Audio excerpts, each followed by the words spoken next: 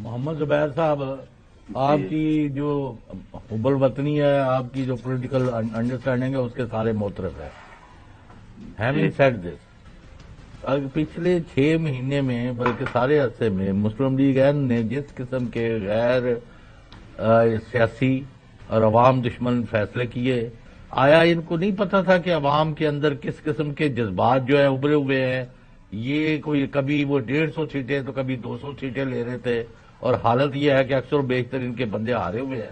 और धांधली ज़्यादा रिजल्ट के जरिए गवर्नमेंट बनाना किस तरह सियासी और अवामी सतह पर इनको जिंदा रखेगी?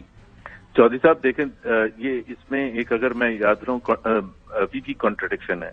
परसों जो शहबाज शरीफ साहब प्रेस कॉन्फ्रेंस कर रहे थे, उन्होंने कहा मैं बरमला ये कहूंगा कि हमने अपनी सियासत को कुर्बान किया था रियासत को बचाने के लिए।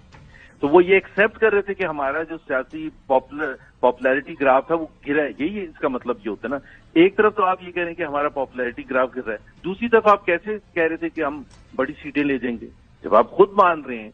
परसों की प्रेस कॉन्फ्रेंस आप सुन लें कि उसमें उन्होंने बार बार, और फिर ख्वाजा आसिफ से लेके जितनी भी लीडरशिप है through out the last 2 years, उन्होंने कहा ये कि जी हमने रियासत को बचाने के लिए अपनी सियासत को कुर्बान किया है। सियासत को कुर्बान करने का मतलब ही यही होता है। तो आप बता दें क्या बचाया इन्होंने?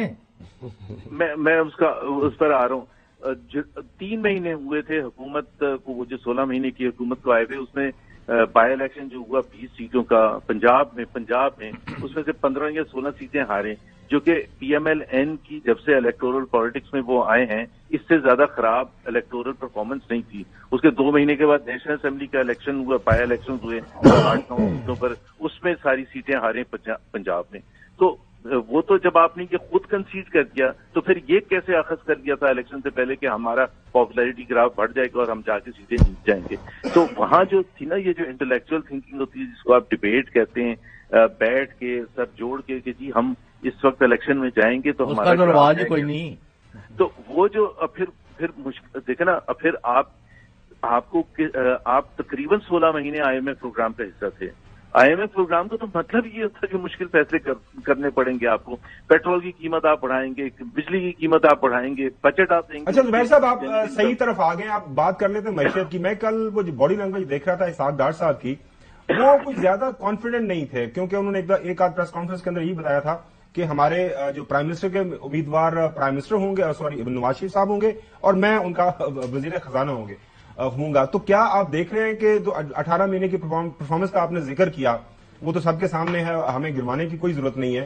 तो क्या मोहतरम शहबाज शरीफ साहब प्राइम मिनिस्टर बनते हैं तो उनका फर्स्ट चॉइस इसहाक डार साहब होंगे, या फिर आप देख रहे हैं कि इस दफा एक नई मुआशी टीम के साथ आएंगे, एक नए वजीर खजाना के साथ जो हुकूमत में आएंगे?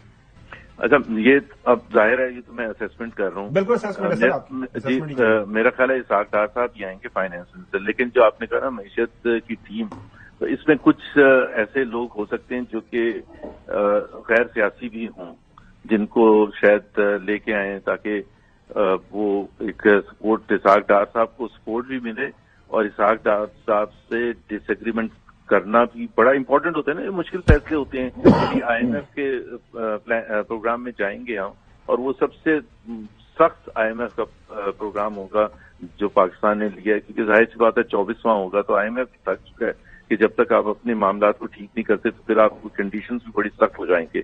सो इसहाक डार साहब ही लीड करेंगे, बट उनके ऊपर ये जरूर मेरे जहां तक अंडरस्टैंडिंग है, शहबाज शरीफ साहब चाहेंगे कि एक काउंटर आर्गूमेंट या काउंटर नैरेटिव भी होना चाहिए। हर चीज on the face of it Ishaq Dar साहब की एक्सेप्ट करके चलाना जो है।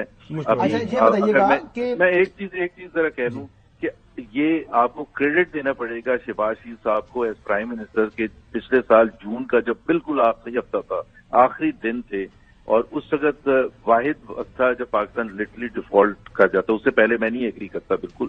और उस वक्त उनकी इंटरवेंशन थी MD IMF के साथ शहबाज शरीफ साहब की, which brought Pakistan this relief, जो IMF का फिर हमें 9 महीने का प्लान मिला था। अच्छा मोहम्मद जुबैर साहब, ये बताइएगा कि मुस्लिम लीग नवाज का आप हिस्सा हैं या रहे हैं, आपको क्या लगता है कि कोई ऐसा मुतबादल मौजूद है, कोई ऐसी शख्सियत मौजूद है कि जो कि मुल्क के वजीर खजाना बन सकें इसहाक डार साहब के अलावा? एक सवाल। और दूसरा मेरा सवाल का हिस्सा ये है कि अब आप टेक्नोक्रेट है ना, तो आपका तो रोल स्टार्ट ही मुस्लिम लीग नवाज में तब होगा जब الیکشن ہو چکے ہوں گے، تو آپ کو تو یعنی کوئی ایسا عہدہ یا کوئی ایسی چیز کوئی آپ سے کوئی رابطہ ہوا ہو، یا آپ سے جو میاں صاحب واپس آیا تب سے جو کسی نے رابطہ ہی نہیں کیا، کیا صورتحال ہے اس ٹائم؟ آپ کا اسٹیٹس کیا ہے جی اپنا؟ ایک تو دوسرے جو پاسبل مسلم لیگ نون میں ہمیشہ سے چوائسیز تھیں، یہ میں آپ کو بتاؤں، in like other political parties, اور یہ بڑی امپورٹنٹ بات ہے. اگر خاور میں اور حسن میں ایک چیز دیکھیں، پولیٹیکل پارٹیز جو ہوتی ہیں پرائمریلی ان میں جو فرق ہوتا ہے نا وہ معیشت کے حوالے سے ہوتا ہے پرائمریلی. اور ہماری جو دوسری major political parties P T I اور پی بی پی، دونوں میں ایک جو فقدان رہا ہے کہ وہ باہر سے فائنانس منسٹرز لاتے ہیں. بھائی اصل چیز تو آپ عوام کے پاس بیچنے ہی یہی جاتے ہیں کہ جی ہم آپ کے لیے آپ کی زندگی اچھی کریں گے، اور آپ کا اپنا کوئی فائنانس منسٹر شوکت ترین کبھی حفیظ شیخ دونوں نے سرو کیا پی پی پی میں بھی اور پی ٹی آئی کی بھی حکومت میں. پی ایم ایل ہمیشہ سے کبھی بھی باہر سے، آپ پی وی پی کے آپ پورا پچھلے اتوار بھی اٹھا کے دیکھ لیں، ہمیشہ سے باہر سے لے کے آتے تھے، کبھی ورلڈ بینک سے. یہ تو ہمارے پاس چوائسیز بھی تھی. اس وقت انفارچونیٹلی خرندر سکیر الیکٹ نہیں ہوئے، but he was one choice. Ahsan Iqbal ہیں جو ہو سکتے ہیں، بٹ میں اس وقت ظاہر ہے کوئی ایسی بات کرنا نہیں چاہتا جس سے کوئی تو آپ کا کیا اسٹیٹس ہے سر؟ مسلم لیگ نواز میں کسی نے رابطہ کیا؟ کوئی اب رول تو آپ کا کام تو ابھی آپ کا اسٹارٹ ہونا ہے جی. میرے سے رابطہ کیا تھا اور بہت ریسنٹلی کیا تھا. میرا خیال ہے بلکہ میں ڈیٹ بھی بتا دیتا ہوں، 1 فروری کو کیا تھا رابطہ. اچھا زبیر صاحب، جاتے جاتے آپ کا کامنٹ چاہوں گا، کیونکہ آپ بڑے قریب رہے مریم نواز صاحبہ کے، ان کے اسپوکس پرسن رہے، وہ کافی زیادہ آپ کے اوپر اعتماد بھی کرتی تھیں، اور ہمیں پتا انہی کی وجہ سے آپ گورنر بھی بنے سندھ کے. کافی زیادہ مخالفت تھی اس وقت. تو آپ ان کا choice as chief minister Punjab کیسے دیکھ رہے ہیں؟ مطلب کچھ لوگوں کی رائے ہے، میں بھی اس میں شامل ہوں، کہ وہ پارٹی کو انہوں نے پاؤں کے اوپر کھڑا کیا مشکل وقت میں، تو وہ ذرا انسٹیڈ آف ایک صوبے کی سطح کے اوپر ان کو ریسٹرکٹ کیا جاتا، وہ نیشنل لیول کی پالیٹکس کرتی، وفاق کے اندر آ کے کوئی اور منسٹری لیتی، تو یہ تھوڑا سا ہوتا ہے کہ آپ کا نیشنل لیول آپ کا جو زیادہ اورا بنتا ہے. آپ کی اسیسمنٹ کیا ہے؟ Is it a good decision? ظاہر ہے وہ پارٹی نے فیصلہ کیا، آپ کی ذاتی رائے جانا چاہ رہے ہیں. پہلی بات تو یہ ہے کہ مریم نواز جو ہیں وہ آفٹر نواز شریف سب سے زیادہ پی ایم ایل این کی سب سے زیادہ پاپولر لیڈر ہیں. And there is no doubt in politics is about popularity, وہی سب سے بڑی میرٹ ہوتی ہے. اور جو انہوں نے پی ایم ایل این کو میاں نواز شریف کی ایبسنس میں اٹھایا ہے، اس کی یہ میرا خیال ہے ان کو تمام ورکرز ہیں، سپورٹرز ہیں، لیڈرز ہیں، وہ اس بات سے متفق تھے کہ she has to be recognized and she has to start political life in the government. Chief minister Punjab I think بہت امپورٹنٹ ہے، اور یہ بہت بڑا ٹیسٹ ہوگا ان کے لیے. پاپولیرٹی ان دا اپوزیشن کرنا ایک چیز ہوتی ہے، اور ایک گورننس کرنا سب سے بڑے صوبے کی ایک الگ چیز ہوتی ہے. It will be a big test. اگر ان کے پاس ٹیم اچھی ہو، آپ جو اچھے، اور خاص طور پر بیوروکریٹس، بیکاز ظاہر سی بات ہے پورے پنجاب کو چلانا کوئی آسان کام تو ہوگا نہیں. بزدار کو ہم نے دیکھا تھا کتنا بڑا فیلئر تھا. I am not equating her to Buzdar, not even for a second, but میں یہ کہہ رہا ہوں کہ ان کے لیے بڑا ٹیسٹ ہوگا، اور ان کا ججمنٹ کیا جائے گا.